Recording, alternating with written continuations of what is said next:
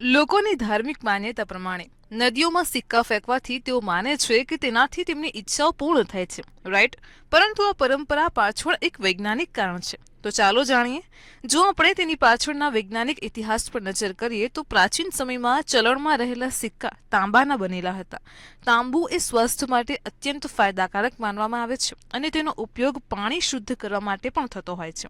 આયુર્વેદમાં પણ ઉલ્લેખ છે કે તાંબાના વાસણમાં રાખેલ પાણી શુદ્ધ છે અને તે અનેક રોગોથી બચાવે છે. યુએસ એન્વાયરમેન્ટ પ્રોટેક્શન એજન્સી અનુસાર તાંબુ અને પિત્તળ જેવી ધાતુઓમાં પાણી સંગ્રહિત કરવાથી 99.9% જંતુઓનો નાશ થાય છે. આ જ કારણ છે કે આપણા પૂર્વજો નદીઓમાં તાંબાના સિક્કા ફેંકતા હતા, જેથી પાણી શુદ્ધ રહે અને તેનો ઉપયોગ કરનારા લોકોનું સ્વાસ્થ્ય પણ સારું રહે. તે સમયે આ પરંપરા પાણીને સ્વચ્છ અને બેક્ટેરિયા મુક્ત રાખવાનો એક માર્ગ હતો. પરંતુ સમય જતાં આ પરંપરાનો વાસ્તવિક હેતુ ધીમે ધીમે ભૂલી ગયા અને તેને ધાર્મિક માન્યતા સાથે જોડવામાં આવ્યું.